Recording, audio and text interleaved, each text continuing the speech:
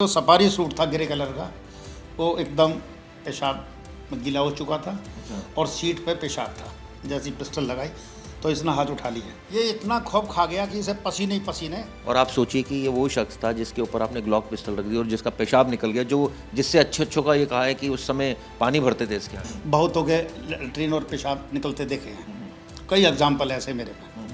तो guest house count में इसने मायावती जी पे अटैक किया था, मारने की कोशिश की थी। करोड़ों रुपए की प्रॉपर्टी बनाई, 5 बार एमएलए रहा, एमपी रहा, उसकी हालत पस्त हो गई थी जब आपने ग्लॉक पिस्टल लगा दी। एक से एक खतरनाक अपराधी पकड़े और शूट आउट भी हुए।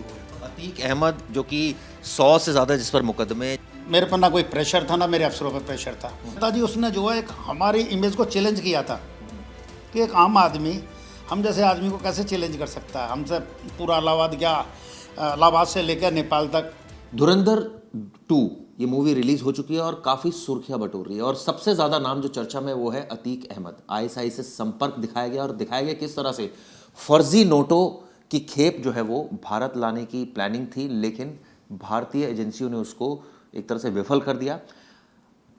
अतीक तो मारा गया, लेकिन उसकी बीवी का आज तक कुछ भी नहीं पता है। लेकिन हमारे साथ जो शख्स मौजूद हैं वो है इंस्पेक्टर विनय त्यागी, रिटायर हो चुके हैं स्पेशल सेल से। विनय त्यागी जी का जो क्लिप है वो इस मूवी में इस्तेमाल किया गया आखिर में।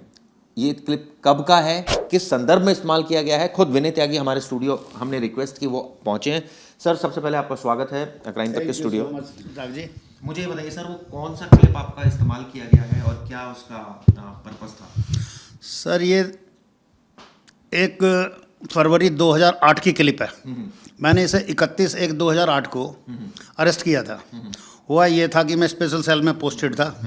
स्पेशल सेल में पोस्टेड था मैं 2004 से स्पेशल सेल में था। इसी भी राजवीर सिंह मुझे स्पेशल सेल लाए थे। तो उस दौरान हमने बड़े ड्रेडेड क्रिमिनल, हार्डकोर क्रिमिनल और एक से एक खतरनाक अपराधी पकड़े और शूट आउट भी हुए। तो 2008 में हम एक हार्डकोर क्रिमिनल का इंटरसेप्शन पे फ़ोन सुन रहे थे, तो उसमें अतीक की चर्चा हुई। अतीक की चर्चा हुई तो फ़ोन के दौरान सुनते हुए फिर एक दिन अतीक बोला।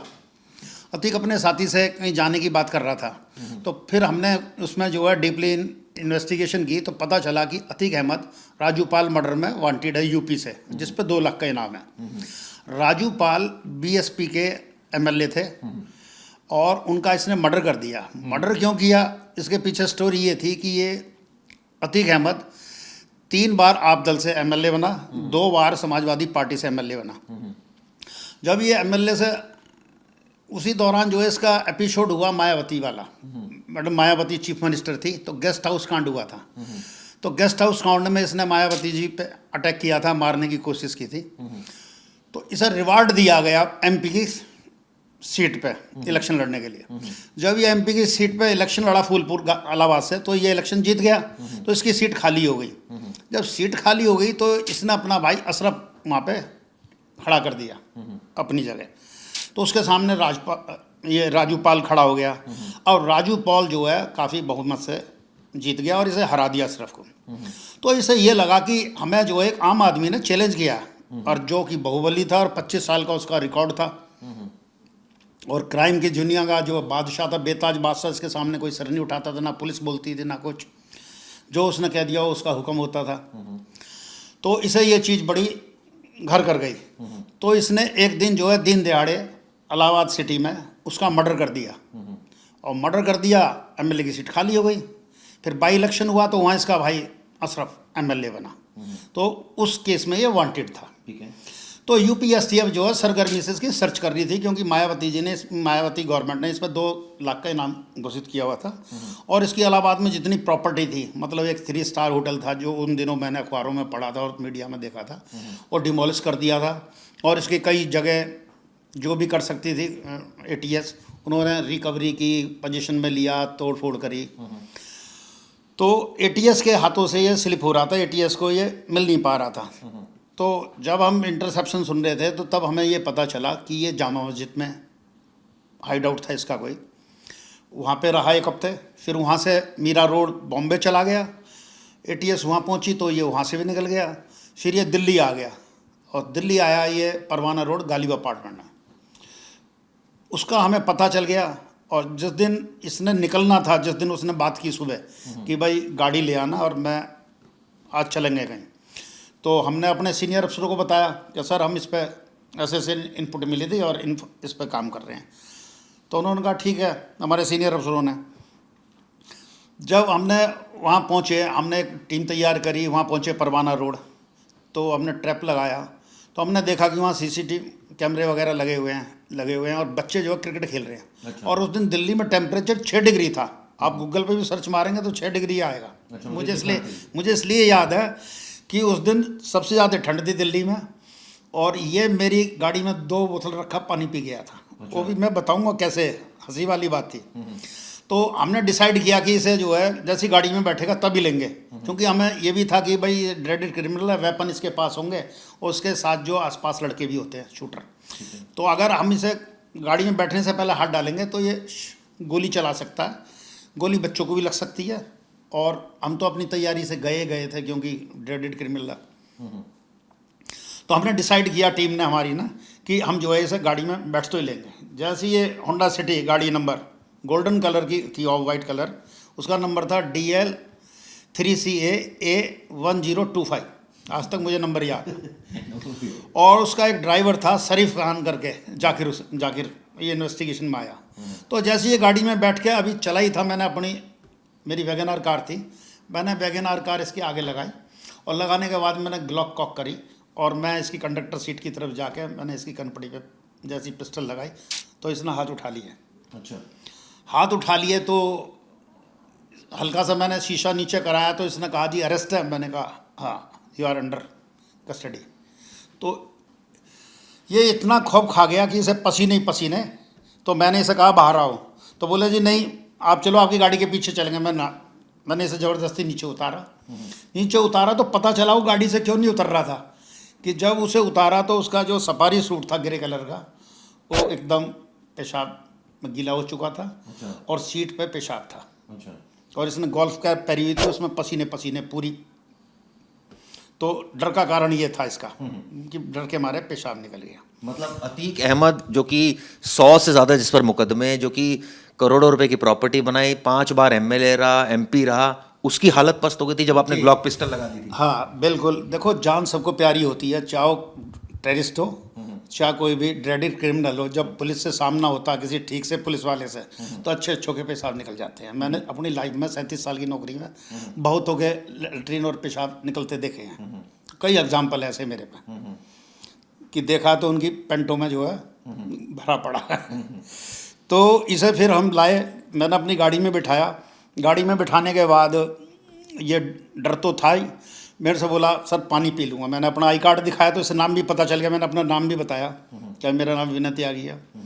तो जब मेरी गाड़ी में पीछे बैठा था तो मेरी गाड़ी में हमेशा 2 बोतल पानी रहता है। तो बोला सर पानी पी लूँ, मैंने पी ले।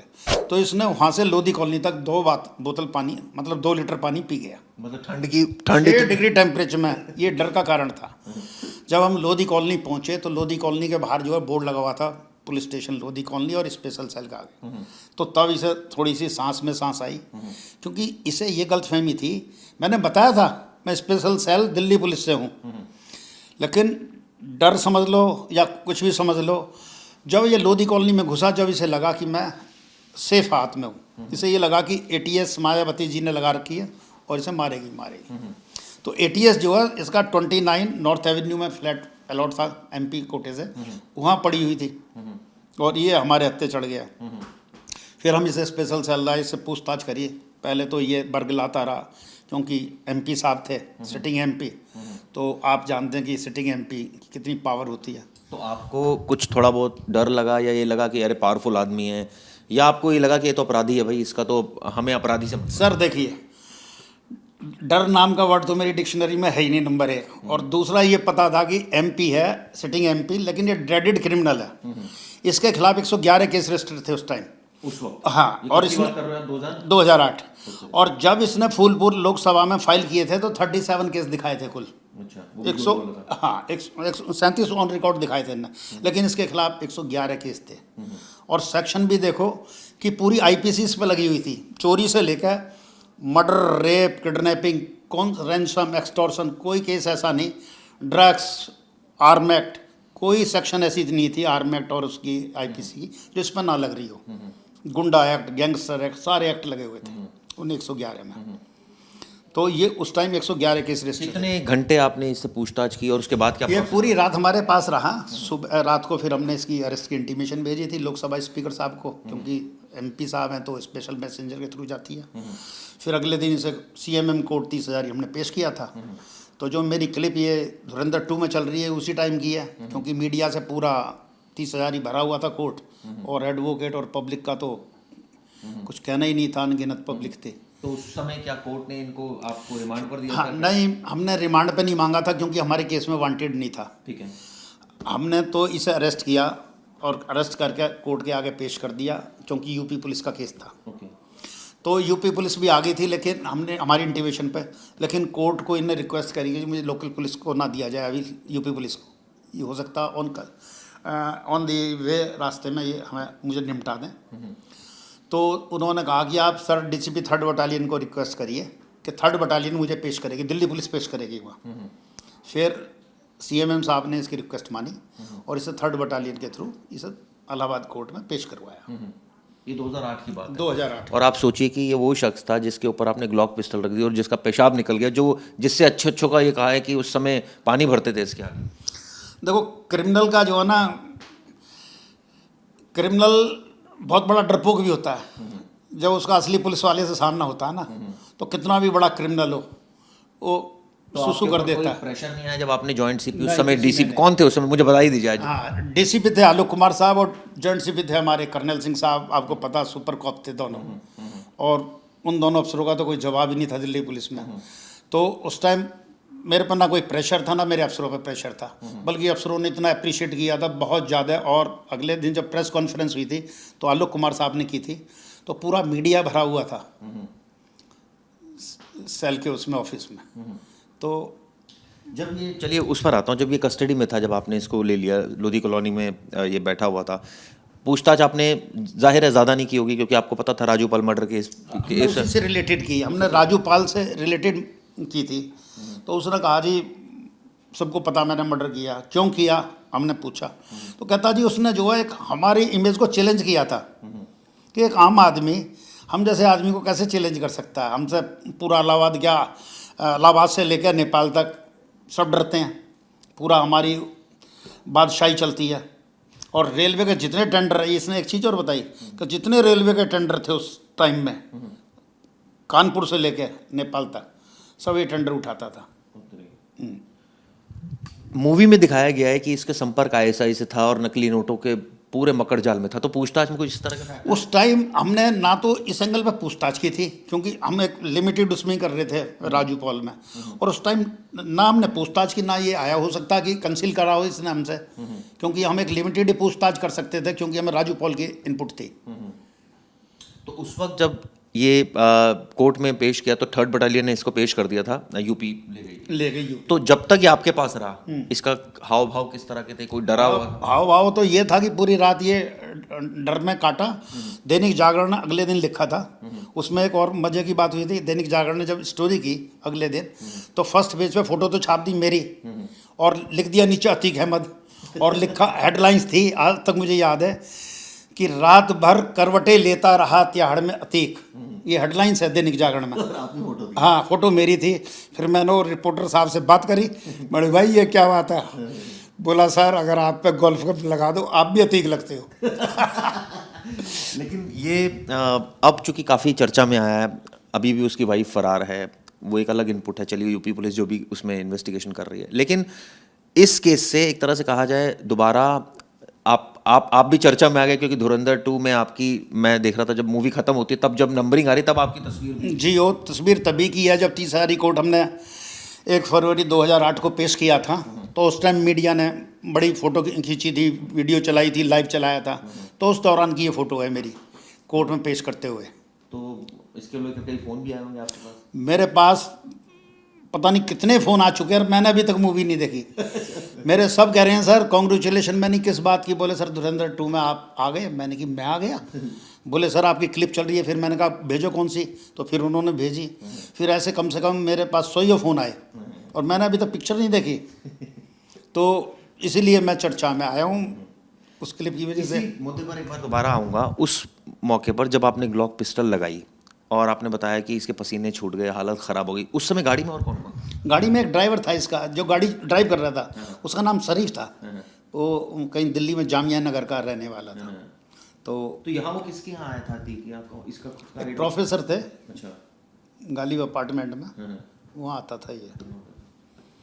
चलिए, तो विनय त्यागी साहब ने बताया धुरंधर 2 मूवी में विनय जी का एक क्लिप भी यूज़ हुआ है और बताया किस तरह से अतीक अहमद को पकड़ा था। और जब पकड़ा था तो आप सोचिए, ग्लॉक पिस्टल यहाँ लगा दी थी। उसके बाद हालत ये हुई थी कि आरोपी, यानी वो आरोपी 100 से ज़्यादा मुकदमे